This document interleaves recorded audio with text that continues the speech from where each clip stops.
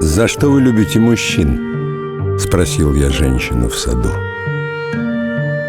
«За мудрость вспаханных морщин», — она ответила, вздохнув. «За буйный гнев и добрый нрав.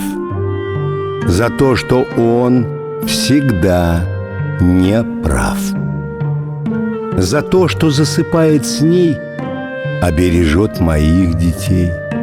За то, что сыпет перец в щи. За это я люблю мужчин». «А вы за что любили нас?» — спросила женщина, смеясь. Я долго думал и сказал: «За то, что знал вас и не знал».